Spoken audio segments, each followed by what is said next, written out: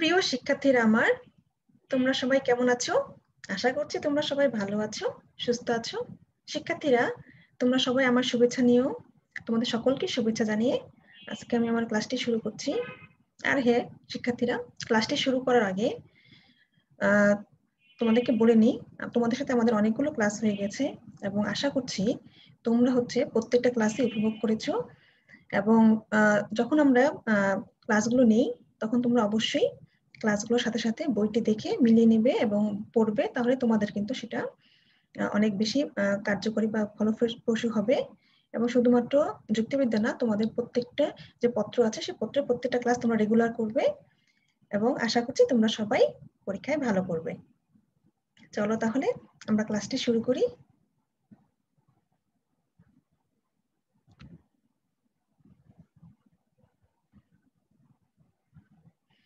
ক্লাসটি শুরু করার আগে আমি আমার পরিচয়টি দিয়েছি। আমি তোমাদের কোর্স টিচার হিসেবে আছি যুক্তিবিদ্যা প্রথম পত্রের। আমি তাসনিম খায়ের, প্রভাষক, দর্শন বিভাগ, ঢাকা কলেজ, ঢাকা।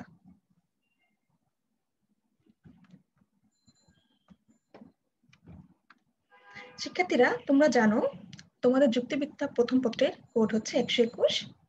আজকে আমি তোমাদেরকে নতুন একটি অধ্যায় শুরু করছি, সেটি হচ্ছে চতুর্থ অধ্যায়। আর যেটার হচ্ছে অধ্যায়ের শিরোনাম হচ্ছে বিধায়ক। এবং সেই বিধায়কের উপর তোমরা কিন্তু প্রিভিয়াস একটি ক্লাস পেয়েছো, যেটা তোমাদের অন্য কোর্স টিচার জনাব জিনাত বিনতে জামান ম্যাডাম কিন্তু পড়িয়েছেন। তখন কিন্তু তোমরা বিধায়ক সম্পর্কে জেনেছো এবং বিধায়কের দুইটা প্রকার সম্পর্কে তোমরা জেনেছো। আজকেও আমরা বিধায়কের প্রকার নিয়ে আলোচনা করব।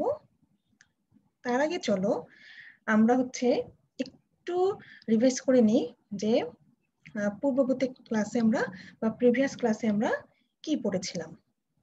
শিক্ষার্থীরা, প্রিভিয়াস ক্লাসে আমরা যুক্তি বাক্যে পদের ব্যাপ্যতা নিয়ে কিন্তু আলোচনা করেছিলাম।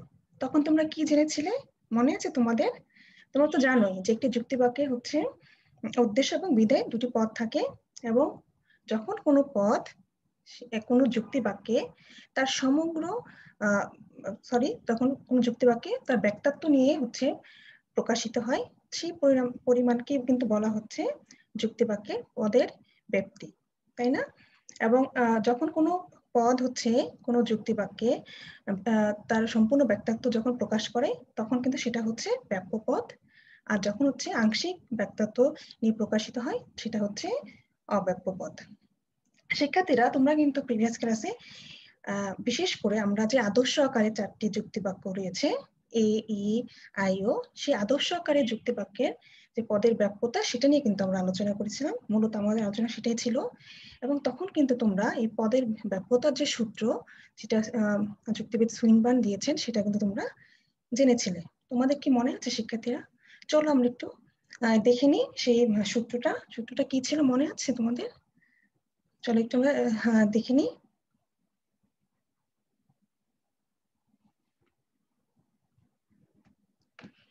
আচ্ছা, আমরা কি জেনেছিলাম সূত্রটায়? যে এ যুক্তি বাক্য মানে এর সাথে কি হবে? এস, তাই না? আচ্ছা, ই যুক্তি বাক্যে কি হবে? বি। আই যুক্তি বাক্যের সাথে কি যাবে? সেটা হচ্ছে এন। এবং ও যুক্তি বাক্যের সাথে যাবে হচ্ছে পি। অর্থাৎ A S E B I N O P, তাই না? তার মানে কি এ যুক্তি বাক্যের এস মানে সাবজেক্ট, সাবজেক্ট ব্যাপ্য। এই যুক্তি বাক্যের বি তার মানে কি বোথ সাবজেক্ট এন্ড প্রেডিকেট, অর্থাৎ উদ্দেশ্য এবং বিধেয় দুটোই ব্যাপ্য। আই যুক্তি বাক্যের নান তার মানে কি দুটাই অব্যাপ্য, কোনটাই ব্যাপ্য নয়। এবং ও যুক্তি বাক্যের পি অর্থাৎ প্রেডিকেট যেটা বিধেয় সেটা ব্যাপ্য, তাই না? তোমরা যদি এই সূত্রটা মনে রাখো শিক্ষার্থীরা, তাহলেই কিন্তু তোমাদের এই ব্যাপ্যতা নিয়ে আর কোনো সমস্যা হবে না।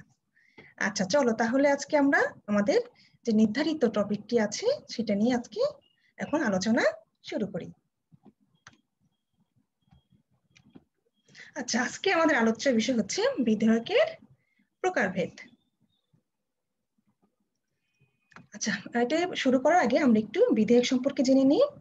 কারণ যদি বিধেয়ক সম্পর্কে জানি এবং তোমরা যে প্রিভিয়াস ক্লাসে বিধেয়কের প্রকারে দুটি প্রকার রয়েছে সেই সম্পর্কে যদি আমরা একটু জানি তাহলে আমাদের পরবর্তী যে প্রকারগুলো রয়েছে সেটা জানতে আমাদের সুবিধা হবে। তাহলে একটি যুক্তি বাক্যে সংযোজক ছাড়া আরো দুটি অংশ থাকে, একটি হচ্ছে কি উদ্দেশ্য, অন্যটি হচ্ছে বিধেয়। তার মানে কি একটি যুক্তি বাক্যে উদ্দেশ্য, সংযোজক এবং বিধেয় থাকে, এটা তোমরা জানো। উদ্দেশ্য পদ ও বিধেয় পদের মধ্যে সম্পর্কের ধরন বিচার করলে বিধেয় পদকে বিভিন্নভাবে বিন্যস্ত করা যায়। এই বিষয়টি নিয়ে যুক্তিবিদ এরিস্টটল প্রথম চিন্তা ভাবনা করেন। অর্থাৎ উদ্দেশ্য পদের সাথে হচ্ছে বিধেয় পদের যে সম্পর্ক, তাই না? তিনি এই উদ্দেশ্য পদের সাথে সম্পর্কের ভিত্তিতে বিধেয় পদকে পদের যে পরিচয় তুলে ধরেছেন তা যুক্তিবিদ্যায় বিধেয়ক নামে পরিচিত। তার মানে কি উদ্দেশ্য পদ ও বিধেয় পদের মধ্যে সম্পর্কের যে নাম সেটাই হচ্ছে বিধেয়ক।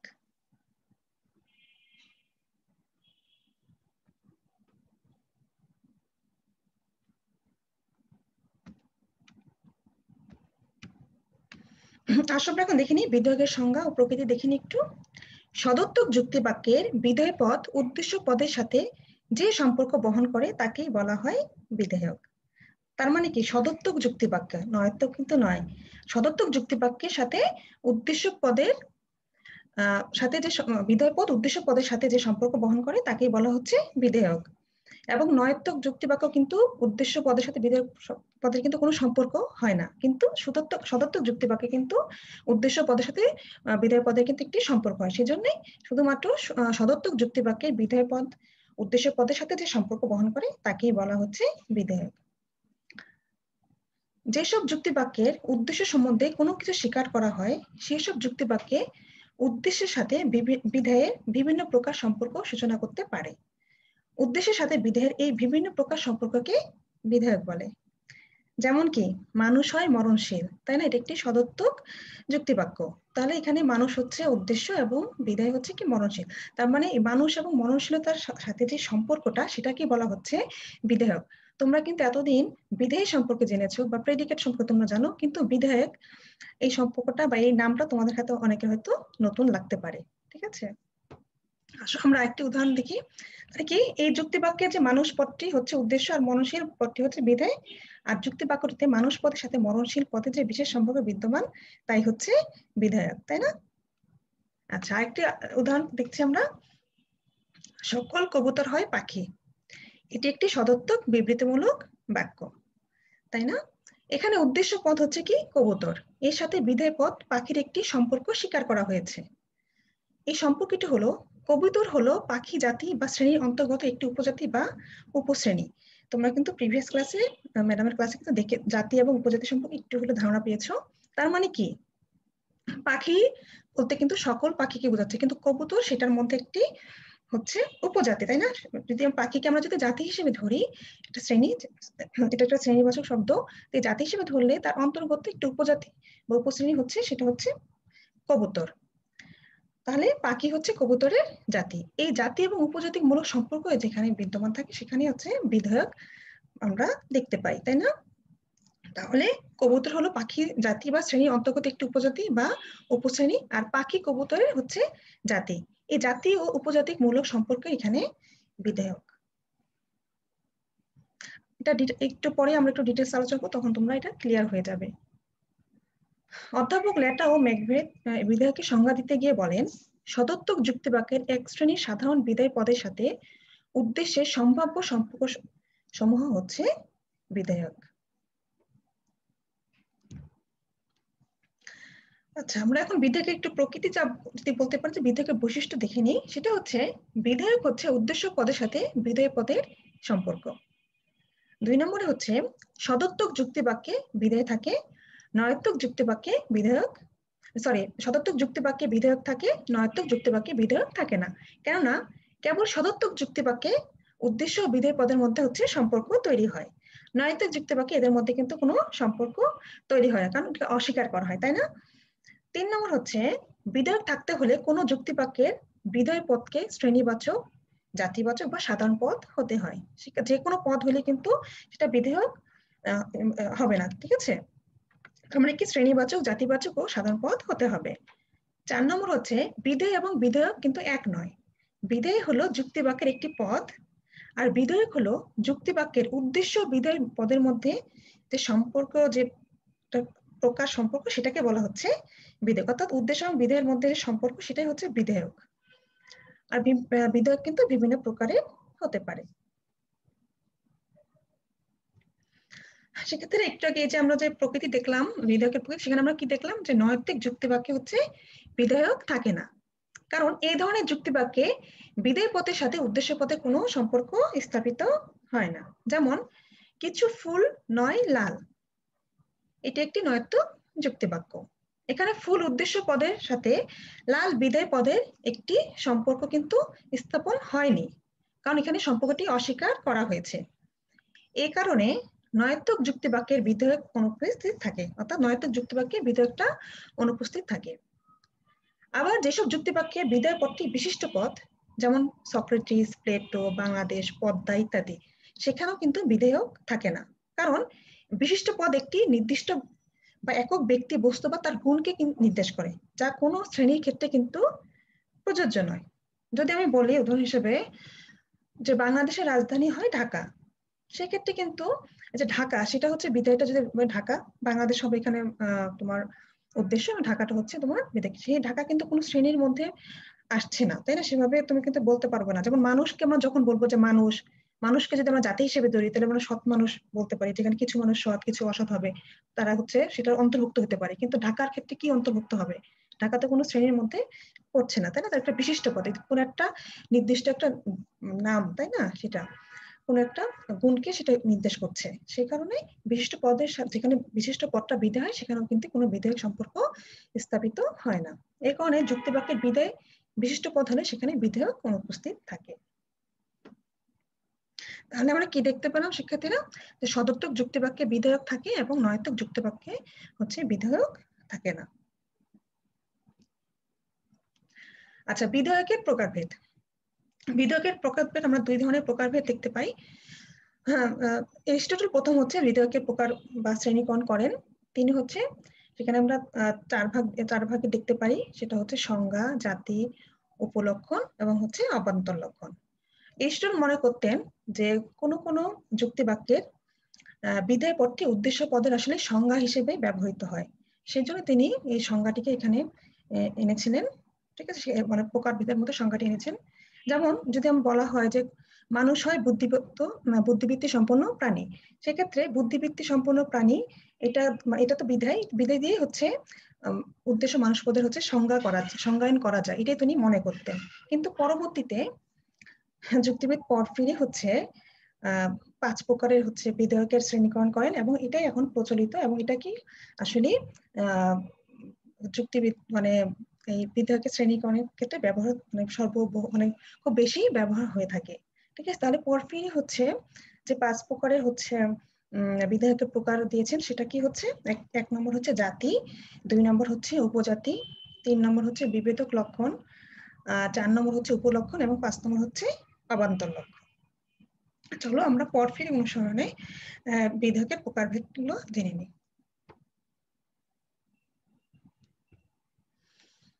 আচ্ছা, জাতি জেনা যেটা, সেটাও কি, যদি কোনো সদর্থক যুক্তিবাক্যে দুটি শ্রেণীবাচক পদের মধ্যে এমন সম্পর্ক থাকে যে একটির ব্যক্তত্ব অন্যটি থেকে বেশি।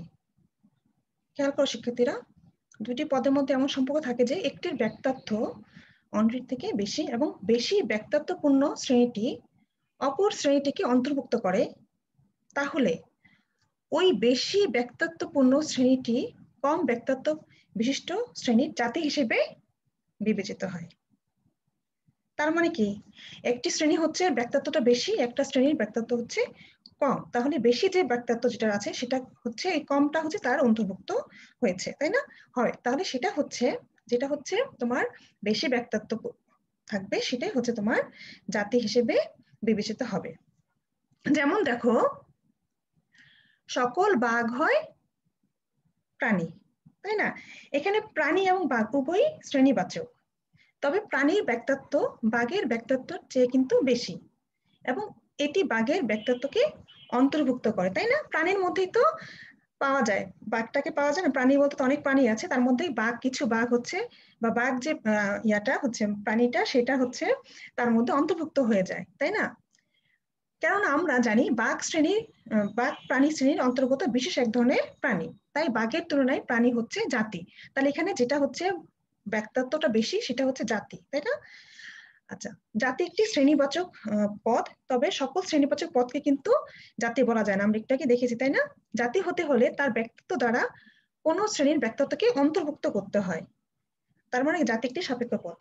তার মানে হচ্ছে কি, যে কোনো একটা যখন আমরা বেশি ব্যক্তিত্বপূর্ণ থাকবে এবং হচ্ছে কম ব্যক্তিত্বপূর্ণ যে তোমার হচ্ছে ইয়াটা থাকবে, শ্রেণীটা থাকবে, সেটা হচ্ছে বেশি ব্যক্তিত্বপূর্ণ শ্রেণী অন্তর্ভুক্ত করতে হবে। কারণ প্রাণীর মধ্যে কিন্তু তোমার যে বাঘ যে প্রাণীটি সেটা কিন্তু অন্তর্ভুক্ত হয়ে যায়, সেই জন্য হচ্ছে এখানে প্রাণী হচ্ছে জাতি। ঠিক আছে, এভাবে কিন্তু আমরা বলতে পারি মানুষ, সৎ মানুষ, তাই না? তার মানুষ, এখানে মানুষ হবে জাতি এবং সৎ মানুষ হবে তার, কারণ তার মধ্যে অন্তর্ভুক্ত হবে, কারণ সৎ মানুষ হলে কিছু মানুষকে বোঝাচ্ছে, সেটা অন্তর্ভুক্ত হবে, তাই না, মানুষের মধ্যে।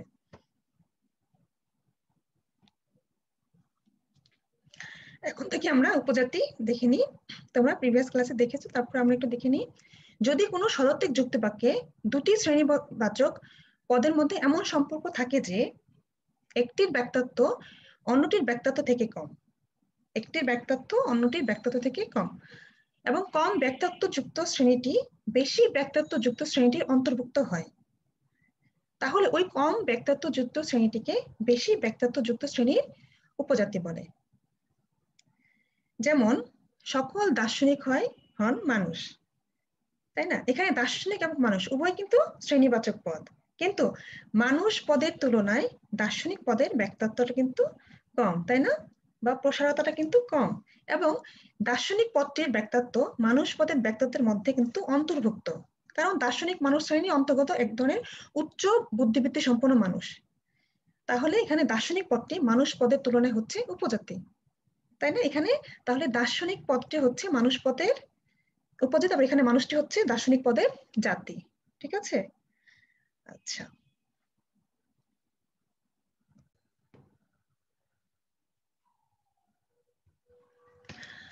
চলো আমরা এখন বিভেদক লক্ষণ, যেটা বলছে ডিফারেন্সিয়া, সেটা সম্পর্কে জেনে নিই। লক্ষণ বা বিভেদক লক্ষণ, যে গুণের কারণে একই জাতির অন্তর্ভুক্ত একটি উপজাতিকে তার সমজাতীয় অন্যান্য উপজাতি থেকে পৃথক করা হয়। শিক্ষার্থীরা দেখো, একই জাতির অন্তর্ভুক্ত একটি উপজাতিকে তার সমজাতীয় যে উপজাতিগুলো আছে সেটা থেকে পৃথক করা হয়, তাকে বলছে কি লক্ষণ বা বিভেদক লক্ষণ।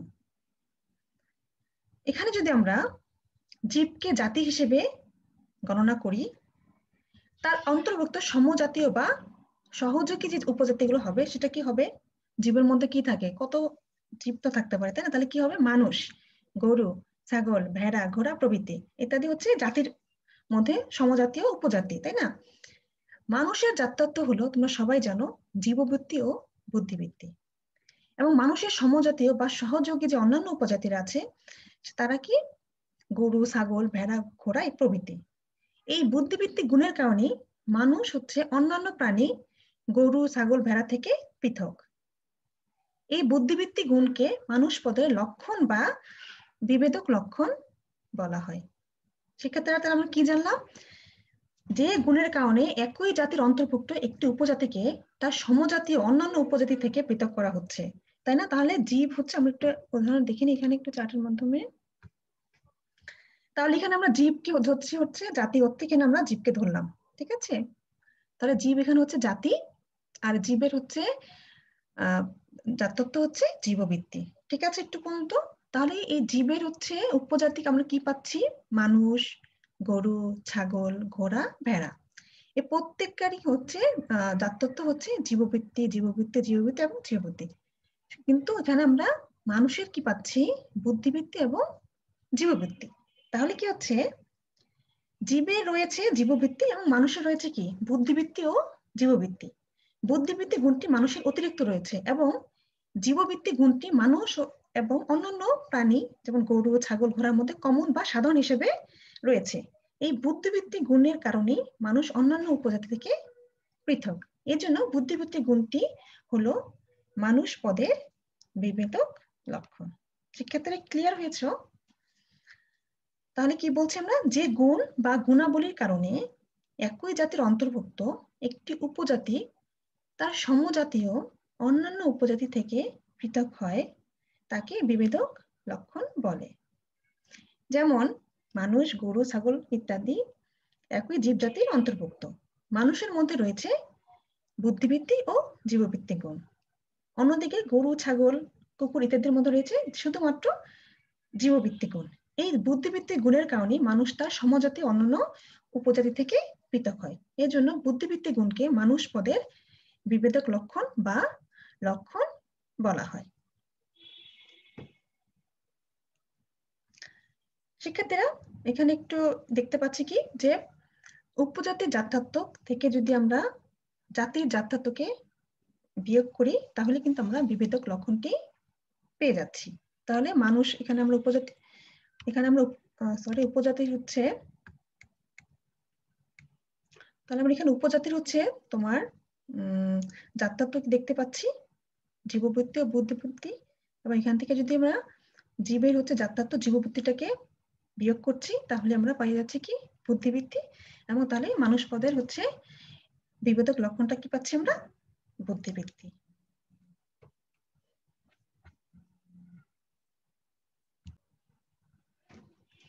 শিক্ষার্থীরা তাহলে আমরা কিন্তু বিভেদক লক্ষণ কি সেটা কিন্তু জেনে নিলাম। এখন আমরা পড়ব উপলক্ষণটা কি সেটা আমরা দেখিনি, যাকে আমরা হচ্ছে প্রোপ্রিয়াম বা হচ্ছে প্রপার্টি। যে গুণ জাত্যত্বের অংশ নয়, শিক্ষার্থীরা খেয়াল করো, জাত্যত্বের অংশ নয় কিন্তু জাত্যত্ব থেকে অনিবার্যভাবে নিশ্চিত হয় তাকে উপলক্ষণ বলে।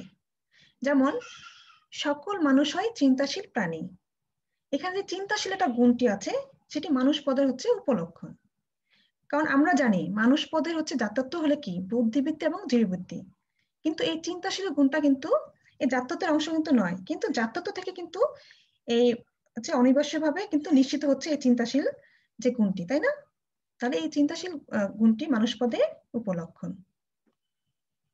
তাহলে কি হচ্ছে, যে গুণ জাত্যত্বের অংশ নয় কিন্তু জাত্যত্ব থেকে অনিবার্যভাবে নিশ্চিত হয় তাকে উপলক্ষণ বলে। তাহলে এখানে আমরা কি দেখছি, যে চিন্তাশীল গুণটি যে সেটি হচ্ছে জাত্যত্ব কিন্তু অংশ নয়, কারণ বুদ্ধিবৃত্তি এবং জীববৃত্তি হচ্ছে মানুষ পদের জাত্যত্ব, কিন্তু এটা থেকে এই বুদ্ধিবৃত্তি যে জাত্যত্ব সেটা থেকে কিন্তু অনিবার্যভাবে এই চিন্তাশীল গুণটি হচ্ছে নিশ্চিত হয়। তাই চিন্তাশীল গুণটি হচ্ছে মানুষ পদের উপলক্ষণ। অর্থাৎ বিধেয় পদটি বাক্যের উদ্দেশ্যপদ সম্পর্কে এমন গুণের উল্লেখ করতে পারে যে গুণ উদ্দেশ্যপদটির জাত্যত্বের অন্তর্ভুক্ত কোনো গুণ নয়, কিন্তু গুণটি উদ্দেশ্যপদের জাত্যত্ব থেকেই উদ্ভূত, তাকে উপলক্ষণ বলে। উপলক্ষ গুণটি জাত্যত্বের অংশ না হয়েও, অর্থাৎ জাত্যত্বের মধ্যে অন্তর্ভুক্ত না হয়েও জাত্যত্বের উপর নির্ভরশীল এবং জাত্যত্ব থেকে অপরিহার্যভাবে আসে, তাকেই বলা হচ্ছে কি উপলক্ষণ। শিক্ষার্থীরা তোমরা দেখে নাও, এখানে আমরা একটু উদাহরণ দেখি, যে এখানে যদি আমরা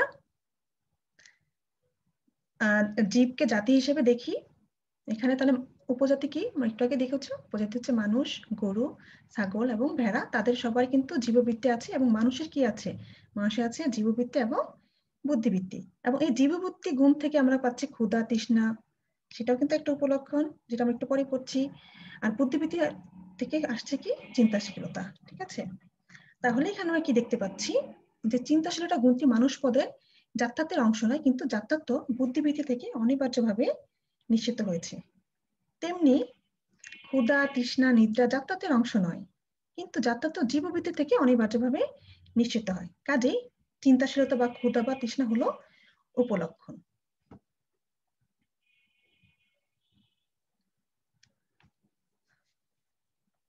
উপলক্ষণকে আমরা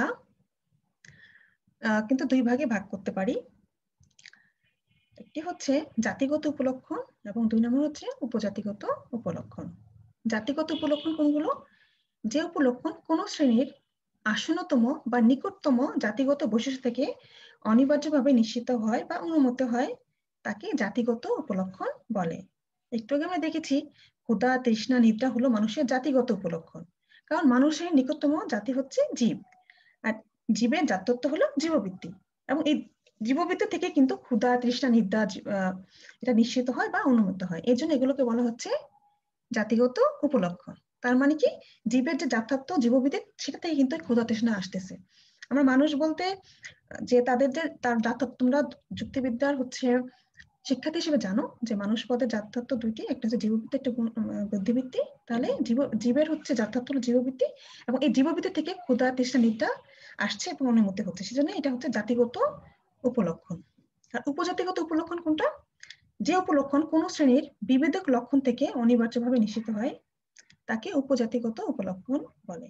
যেমন চিন্তাশীলতা হলো মানুষ পদের উপজাতিগত উপলক্ষণ। এটি মানুষ পদের বিভেদক লক্ষণ বুদ্ধিবৃত্তি থেকে অনিবার্যভাবে নিশ্চিত হয়। দেখো আমরা একটা ছকের মাধ্যমে দেখিনি, বা একটু আগে কিন্তু আমরা দেখেছি একটা ছক, যে জীব হচ্ছে, এখানে আমরা জাতি হিসেবে জীব নিয়েছি, এবং উপজাতি মানুষ, ঘোড়া, এবং মানুষের কি আছে জীববৃত্তি এবং বুদ্ধিবৃত্তি।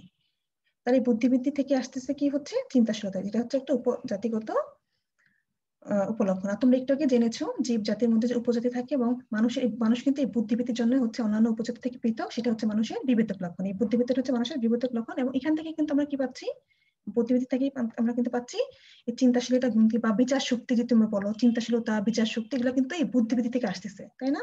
তাহলে এটা হচ্ছে উপজাতিগত উপলক্ষণ। আর আমরা যদি এটা দেখি তাহলে আমরা কিন্তু এটা দেখতে পাই যে জীব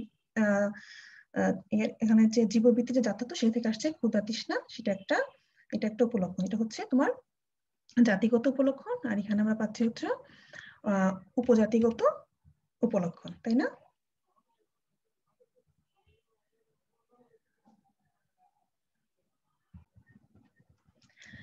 তাহলে শিক্ষার্থীরা আমরা কিন্তু জাতি, উপজাতি, বিভেদক লক্ষণ বা লক্ষণ এবং হচ্ছে উপলক্ষণ সেটা সম্পর্কে জেনে নিলাম, এবং আমরা কিন্তু উপলক্ষণের দুটি ভাগ দেখলাম, সেটা হচ্ছে জাতিগত উপলক্ষণ, একটা হচ্ছে উপজাতিগত উপলক্ষণ। আশা করি তোমরা বুঝতে পেরেছো। চলো আমরা একটু যে বিভেদক লক্ষণ পড়লাম আর এখন আমরা উপলক্ষণ পড়লাম, সেটার মধ্যে একটু পার্থক্য দেখে নিই, তাহলে তোমাদের একটু সুবিধা হবে। বিভেদক লক্ষণ হচ্ছে জাত্যাত্মক অংশ, আর উপলক্ষণ হচ্ছে জাত্যাত্মক অংশ নয় কিন্তু জাত্যতা থেকে অনিবার্যভাবে নিষিদ্ধ। তার মানে কি, আমরা মানুষ পদে যে উপজাতি, যে মানুষ জীব তো জাতি, সেখানে হচ্ছে মানুষ উপজাতি, সেই উপজাতি মানুষের হচ্ছে পেয়েছিলাম কি জীববৃত্তি এবং বুদ্ধিবৃত্তি, এবং সেই বুদ্ধিবৃত্তিটার জন্যই কিন্তু মানুষ হচ্ছে অন্যান্য যে তার যে উপজাতি তার মানে সে যে জীবের থেকে তো আমরা মানুষ পেয়েছি, মানে উপজাতি পাই অনেকগুলো, মানুষ, গরু, ছাগল, তার থেকে কিন্তু অন্যান্য উপজাতি থেকে কিন্তু সে আলাদা হয়ে গেছে হচ্ছে তার বুদ্ধিবৃত্তির কারণে। তাহলে সেটা হচ্ছে এই বিপদক লক্ষণ হচ্ছে জাতত্বের অংশ। আর উপলক্ষণ কি, জাতত্বের অংশ নয় কিন্তু জাতত্ব থেকে অনিবার্যভাবে নিশ্চিত। কি বুদ্ধিবৃত্তি থেকে আমরা পাচ্ছি চিন্তাশীলতা, বিচার শক্তি, এই গুণগুলো পাই, তাহলে এটা কি জাতত্ব, সরাসরি জাতত্ব নয় কিন্তু জাতত্ব থেকে অনিবার্যভাবে নিশ্চিত। এটি পদে একটি আবশ্যিক গুণ, আর এটা হলো আবশ্যিক গুণ নয়। বিভেদক লক্ষণে কোনো সুনির্দিষ্ট শ্রেণীবিভাগ পাইনি, আমরা দেখিনি। আর উপলক্ষণকে প্রধানত আমরা দুই ভাগে ভাগ করেছি, একটা হচ্ছে কি জাতিগত উপলক্ষণ, আর একটা হচ্ছে উপজাতিগত উপলক্ষণ। আসো আমরা এখন দেখে নিই অবান্তর লক্ষণের সংজ্ঞাটি কি হবে। যে গুণ জাত্যত্বের অংশ নয় আবার জাত্যতা থেকে অনিবার্যভাবে নিশ্চিতও হয় না তাকে অবান্তর লক্ষণ বলে। অবান্তর লক্ষণ একটি পদ সম্পর্কে নতুন তথ্য প্রদান করে। দেখো, সকল মানুষ হয় হাস্যপ্রিয়, এই যুক্তিবাক্যে হাস্যপ্রিয় গুণটি হলো অবান্তর লক্ষণ। মানুষ পদের জাতত্ব হলো জীববৃত্তি এবং বুদ্ধিবৃত্তি। হাস্যপ্রিয়তা, এই যে গুণটি, জীববৃত্তি এবং বুদ্ধিবৃত্তির কোনোটিরই কিন্তু কোনো অংশ নেই, এবং জীববৃত্তি ও বুদ্ধিবৃত্তি থেকে নিশ্চিত হয় না। এর জন্য হাস্যপ্রিয়তা হলো অবান্তর লক্ষণ। এই হাস্যপ্রিয়তা গুণটি দ্বারা মানুষ সম্পর্কে বুদ্ধিবৃত্তি ও জীববৃত্তি ছাড়া একটি নতুন তথ্য প্রদান করছে, তাই না? সেটি হচ্ছে তোমার অবান্তর লক্ষণ। তার মানে হচ্ছে আমরা যেটা, যে গুণটি হচ্ছে জাতত্বের অংশ না, আবার জাতক থেকে কিন্তু অনিবার্যভাবে নিশ্চিত হচ্ছে না, সেটাই হচ্ছে অবান্তর লক্ষণ। কিন্তু আমরা একটু আগে যে উপলক্ষণ দেখলাম সেটা কি ছিল, জাতত্বের অংশ নয় কিন্তু জাতত্ব থেকে কিন্তু অনিবার্যভাবে নিশ্চিত হয়, আর এখানে হচ্ছে অনিবার্যভাবে নিশ্চিত হচ্ছে না, সেটাই হচ্ছে অবান্তর লক্ষণ। অবান্তর লক্ষণকে অনেকভাবে আমরা ভাগ করতে পারি। প্রথমত যে দৃষ্টিকোণ থেকে ভাগ করছি, যেটা অবান্তর লক্ষণে বিভিন্ন শ্রেণীবিভাগ রয়েছে, সাধারণত দুটি দৃষ্টিকোণ থেকে যুক্তিবিদগণ অবান্তর লক্ষণের শ্রেণীবিভাগ করে থাকেন। একটি হচ্ছে ব্যক্তিত্বের দিক থেকে, একটি হচ্ছে স্থায়িত্বের দিক থেকে বা দৃষ্টিকোণ থেকে। তাহলে ব্যক্তিত্বের দৃষ্টিকোণ থেকে অবান্তর লক্ষণকে আমরা যদি দেখি যে কোনো অবান্তর লক্ষণ শ্রেণীর ক্ষেত্রে প্রযোজ্য হতে পারে, আবার কোনো বিশেষ ব্যক্তি বা বস্তু বা বিষয়ের ক্ষেত্রেও ব্যবহৃত হতে পারে। সেটা হচ্ছে ব্যক্তিত্বের দিক থেকে।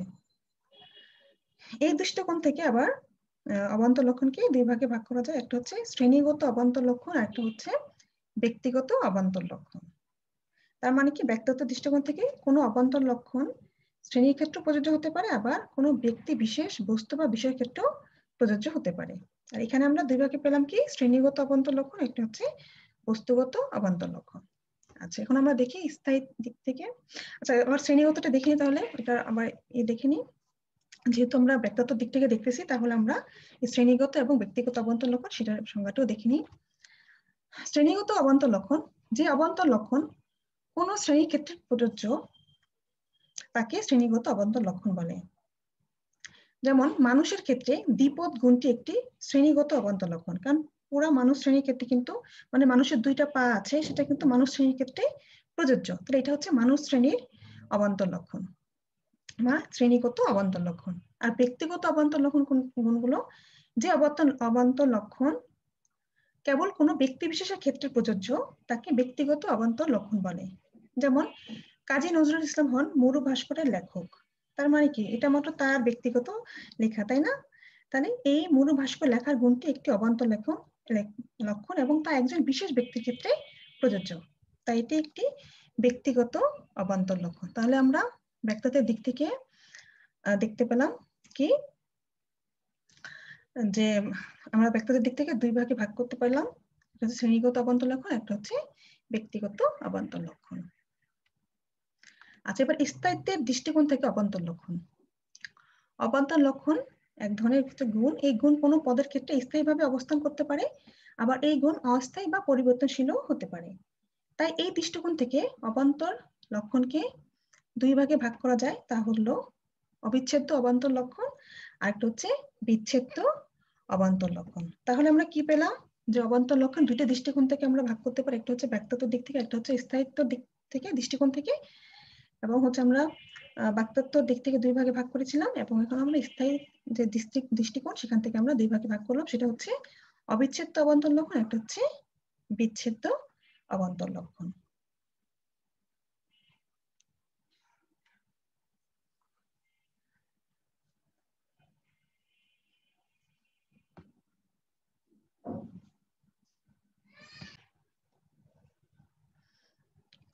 শিক্ষার্থীরা, তাহলে অবিচ্ছেদ্য অবান্তর লক্ষণটি আমরা দেখিনি। যে অবান্তর লক্ষণ কোনো পদের ক্ষেত্রে সবসময় উপস্থিত থাকে তাকে অবিচ্ছেদ্য অবান্তর লক্ষণ বলে। আমরা বলি না যে এটা আমার অবিচ্ছেদ্য অংশ, তার মানে কি সেটা সবসময় থাকে, তাই না? দেখো, যেমন সকল গরু হয় চতুষ্পদ, এখানে গরু পত্রের ক্ষেত্রে চতুষ্পদ গুণটি একটি অবান্তর লক্ষণ, কারণ তা সকল গরু ক্ষেত্রেই সবসময় বিদ্যমান থাকে, তাই না? গরু চারটি পা আছে, এটা সবসময় বিদ্যমান, চার পা ছাড়া কিন্তু কোনো গরুই খুঁজে পাওয়া যাবে না। তাই চতুষ্পদ গুণটি গরুর ক্ষেত্রে একটি অবিচ্ছেদ্য অবান্তর লক্ষণ। আর বিচ্ছেদ্য অবান্তর লক্ষণ কি, যেটা সেপারেবল, যে অবান্তর লক্ষণ কোনো পদের ক্ষেত্রে কখনো উপস্থিত থাকে আবার কখনো উপস্থিত থাকে না তাকে বিচ্ছেদ্য অবান্তর লক্ষণ বলে। যেমন কিছু গরু হয় লাল, এখানে গরুর ক্ষেত্রে লাল গুণটি অবান্তর লক্ষণ, তা সর্বদা বিদ্যমান থাকতে হবে এমন কিন্তু কোনো কথা নেই। গরু কিন্তু সাদা হতে পারে, কালো হতে পারে, তাই না? অন্যান্য কালার হতে পারে, কারণ সব গরুই লাল হতে হবে এমন কোনো কথা নেই। তাই লাল হওয়া গুণটি গরুর ক্ষেত্রে একটি বিচ্ছেদ্য অবান্তর লক্ষণ, কারণ এটা কখনো উপস্থিত থাকে, কখনো উপস্থিত নাও থাকতে পারে। শিক্ষার্থীরা, আমরা এতক্ষণ যে পড়লাম অবান্তর লক্ষণ নিয়ে, তাহলে আমরা একটু চার্টের মাধ্যমে দেখে নিই। তাহলে ব্যক্তিগত দৃষ্টিকোণ থেকে এবং স্থায়িত্ব দৃষ্টিকোণ থেকে আমরা ভাগ করেছিলাম কি, শ্রেণীগত অবান্তর লক্ষণ এবং ব্যক্তিগত অবান্তর লক্ষণ, এটা হলো ব্যক্তিত্বের দিক থেকে। আর স্থায়িত্বের দিক থেকে হচ্ছে অবিচ্ছেদ্য অবান্তর লক্ষণ, আর হচ্ছে দুই নম্বর হচ্ছে বিচ্ছেদ্য অবান্তর লক্ষণ। তাহলে আমরা এই উভয় দিক থেকে কিন্তু আবার চার ভাগে ভাগ করতে পারি: শ্রেণীগত অবিচ্ছেদ্য অবান্তর লক্ষণ, শ্রেণীগত বিচ্ছেদ্য অবান্তর লক্ষণ, ব্যক্তিগত অবিচ্ছেদ্য অবান্তর লক্ষণ, ব্যক্তিগত বিচ্ছেদ্য অবান্তর লক্ষণ। চলো আমরা আবার একটু একটু পড়ে নিই। প্রথমে দেখি শ্রেণীগত অবিচ্ছেদ্য অবান্তর লক্ষণ। যে অবান্তর লক্ষণ কোনো শ্রেণীর ক্ষেত্রে সবসময় উপস্থিত থাকে তাকে শ্রেণীগত অবিচ্ছেদ্য অবান্তর লক্ষণ বলে। যেমন সকল ঘোড়া হয় চতুষ্পদ। এখানে চতুষ্পদ গুণটি ঘোড়ার ক্ষেত্রে অবান্তর লক্ষণ। এই গুণটি হচ্ছে ঘোড়া শ্রেণীর সকল সদস্যের ক্ষেত্রে প্রযোজ্য। সব ঘোড়াই হচ্ছে 4 পা বিশিষ্ট থাকে। ঘোড়ার চতুষ্পদ গুণটি যেহেতু সর্বদা উপস্থিত, তাই ঘোড়ার ক্ষেত্রে চতুষ্পদ গুণটি শ্রেণীগত অবিচ্ছেদ্য অবান্তর লক্ষণ, কারণ এটা এই শ্রেণীর সকল ক্ষেত্রেই প্রযোজ্য। এমনই ভাবে আমরা বলতে পারি মানুষের দ্বিপদ গুণ, হাতির সুর থাকার গুণ ইত্যাদি হচ্ছে শ্রেণীগত অবিচ্ছেদ্য অবান্তর লক্ষণ। অর্থাৎ যেখানে সকল শ্রেণীর ক্ষেত্রে একটি মাত্র গুণ থাকে, যেটা অবিচ্ছেদ্য ভাবে থাকে, কখনোই কিন্তু পরিবর্তন হয় না, সেটাই হচ্ছে তোমার শ্রেণীগত। সেই শ্রেণীর ক্ষেত্রে এটা অবিচ্ছেদ্য অবান্তর লক্ষণ। আমরা এখন দেখিনি শ্রেণীগত বিচ্ছেদ্য অবান্তর লক্ষণ কি। সেটা হচ্ছে যে অবান্তর লক্ষণ কোন শ্রেণীর ক্ষেত্রে সবসময় উপস্থিত, কোন সময় উপস্থিত থাকে আবার কোন সময় উপস্থিত থাকে না, তাকে বলা হচ্ছে শ্রেণীগত বিচ্ছেদ্য অবান্তর লক্ষণ। যদি আমরা বলি যে কুকুর হয় সাদা বা ফুল হয় লাল, তার মানে কি এটা সব ফুলই তো লাল হয় না, কোনো ফুল সাদা হয়, হলুদ, তাই না? তো সেটা হচ্ছে শ্রেণীগত বা জাতিগত বিচ্ছিন্ন অবান্তর লক্ষণ। এখন আমরা 3 নম্বরটা দেখিনি, সেটা হচ্ছে ব্যক্তিগত অবিচ্ছেদ্য অবান্তর লক্ষণ। তারপরে আমরা 4টা ভাগে পেয়েছিলাম, একটা হচ্ছে শ্রেণীগত অবিচ্ছেদ্য অবান্তর লক্ষণ, একটা হচ্ছে শ্রেণীগত বিচ্ছিন্ন অবান্তর লক্ষণ, আর আমরা এখন দেখি 3 নম্বরটি, সেটা হচ্ছে ব্যক্তিগত অবিচ্ছেদ্য অবান্তর লক্ষণ। যে অবান্তর লক্ষণ কোনো ব্যক্তি বিশেষের ক্ষেত্রে সবসময় উপস্থিত থাকে তাকে ব্যক্তির অবিচ্ছেদ্য অবান্তর লক্ষণ বলে। যেমন ডক্টর আব্দুল মতিন 2 তারিখে জন্মগ্রহণ করেন। বার্টন রাসেলের জন্ম হচ্ছে ইংল্যান্ডে। এখানে ডক্টর আব্দুল মতিনের ক্ষেত্রে তার জন্ম তারিখ এবং বার্টন রাসেলের ক্ষেত্রে তার জন্মস্থানের কথা উল্লেখ করা হয়েছে। এই দুটি বিষয় তাদের যথাক্রমে তাদের ব্যক্তিগত অবিচ্ছেদ্য অবান্তর লক্ষণ। এই গুণটি তাদের ক্ষেত্রে অবান্তর লক্ষণ হলেও মানে পরিবর্তন যোগ্যতা নয়, তাই না? এই গুণগুলো ডক্টর আব্দুল মতিন ও বার্টন রাসেলের সাথে অবিচ্ছেদ্যভাবে মিলে রয়েছে। 4 নম্বর দেখো ব্যক্তিগত বিচ্ছেদ্য অবান্তর লক্ষণ। যে অবান্তর লক্ষণ কোনো ব্যক্তির ক্ষেত্রে কখনো উপস্থিত থাকে আবার কখনো উপস্থিত থাকে না, তাকে ব্যক্তিগত বিচ্ছেদ্য অবান্তর লক্ষণ বলে। কোনো ব্যক্তির ব্যক্তিগত বৈশিষ্ট্য ব্যক্তির অবস্থিত অবান্তর লক্ষণের উদাহরণ হিসেবে উল্লেখ করা যায়। যেমন কি কবি নজরুল ইসলামের বাবরি চুল, আইনস্টাইনের ক্যাপ উদাহরণ হিসেবে আমরা উল্লেখ করতে পারি। অর্থাৎ কখনো কারো ক্ষেত্রে সেটা ব্যক্তিগতভাবে থাকবে, বা পোশাক পরিচ্ছদ ইত্যাদি ক্ষেত্রে আমরা এগুলো বলতে পারি, তাই না? এটা হচ্ছে ব্যক্তিগত বিচ্ছেদ্য অবান্তর লক্ষণ। তাহলে আমরা শিক্ষার্থীরা আমরা হচ্ছে 5 প্রকারের হচ্ছে বিবেকের প্রকার দেখে নিলাম। জাতি, উপজাতি, তারপর হচ্ছে বিবেক লক্ষণ বা লক্ষণ, উপলক্ষণ, এবং হচ্ছে 5 নম্বরটা হচ্ছে অবান্তর লক্ষণ। চলো আমরা একটি চার্ট, পুরো টোটাল একটি চার্টের মাধ্যমে দেখিনি। এখন আমরা দৃষ্টান্ত হিসেবে দেখি যে সকল মানুষ হয় জীব। তাহলে এখানে হচ্ছে তোমার উদ্দেশ্য হচ্ছে মানুষ, বিধেয় হচ্ছে জীব। আর এখানে উদ্দেশ্যে বিধেয়ের সম্পর্ক বা বিধেয়টা কি, সেখানে বিধেয় এটা হচ্ছে, এখানে কিন্তু বিধেয়টা হচ্ছে মানুষের হচ্ছে, এটা কিন্তু জাতি, তাই না? বিধেয়টা হচ্ছে এখানে জাতি। কিছু মানুষ, কিছু জীব হয় মানুষ, এখানে উদ্দেশ্য হচ্ছে জীব, বিধেয় হচ্ছে মানুষ, এখানে বিধেয়টা কি উপজাতি, তাই না? বিধেয়কটা এখানে হচ্ছে বিধেয়টা, এখানে যেটা সম্পর্কে আমরা সম্পর্ক পাচ্ছি সেটাই বিধেয়টা হচ্ছে এখানে উপজাতি। সকল মানুষ হয় বুদ্ধিবৃত্তি সম্পন্ন, এখানে মানুষ উদ্দেশ্য এবং বিধেয় হচ্ছে বুদ্ধিবৃত্তি। তাহলে এখানে এই বুদ্ধিবৃত্তিটা বিধেয়টা কি হচ্ছে বিবেচক লক্ষণ। দেখো সকল মানুষ হয় চিন্তাশীল প্রাণী, এখানে উদ্দেশ্য মানুষ এবং বিধেয় হচ্ছে চিন্তাশীল প্রাণী, এটা হচ্ছে উপলক্ষণ, তাই না? সকল মানুষের হাস্যপ্রিয়, এখানে মানুষ হচ্ছে উদ্দেশ্য, হাস্যপ্রিয় হচ্ছে বিধেয়। এই বিধেয়টা এখানে কি হচ্ছে সম্পর্কে, বিধেয় সম্পর্কটা কি হচ্ছে এখানে, সেটা হচ্ছে অবান্তর লক্ষণ, তাই না? শিক্ষার্থীরা আমরা কিন্তু তাহলে মোটামুটি ভাবে বিধেয়কে এই 5টা প্রকার নিয়ে আলোচনা করে ফেললাম। তোমরা হচ্ছে বাসায় পড়ো শিক্ষার্থীরা, তোমরা বাসায় পড়বে, তোমরা হচ্ছে যখনই ক্লাসগুলো দেখবে তখন সাথে সাথে এটা দেখে নেবে, তাহলে তোমাদের বুঝতে সমস্যা হবে। আর হচ্ছে তোমরা যদি কোনো জায়গায় বুঝতে তোমাদের অসুবিধা হয় তাহলে তোমরা অবশ্যই কমেন্টে জানাবে, শিক্ষার্থীরা তোমরা কি একটু হলেও উপকৃত হয়েছো? আমি আশা করছি তোমরা একটু হলেও উপকৃত হয়েছো এবং তোমরা আমাদের প্রত্যেকটা বিষয়ের প্রত্যেকটা ক্লাসে কিন্তু করবে, কোনো ক্লাসে কিন্তু শিক্ষার্থীরা মিস করো না, কারণ তোমাদের সাথে আমাদের আসলে সামনাসামনি দেখা হচ্ছে না, ইয়া হচ্ছে না, যে মানে বুঝতেও পারছি না যে তোমরা আসলে কতটুকু নিতে পারছো। তো সেই ক্ষেত্রে তোমরা ক্লাসগুলো রেগুলার করবে এবং আমাদেরকে কমেন্টে জানাবে। তোমরা ভালো থেকো, সুস্থ থেকো এবং অবশ্যই অবশ্যই তোমরা স্বাস্থ্যবিধি মেনে চলবে এবং ঠিকমতো পড়াশোনা করবে। তোমরা ভালো থেকো শিক্ষার্থীরা। আল্লাহ হাফেজ।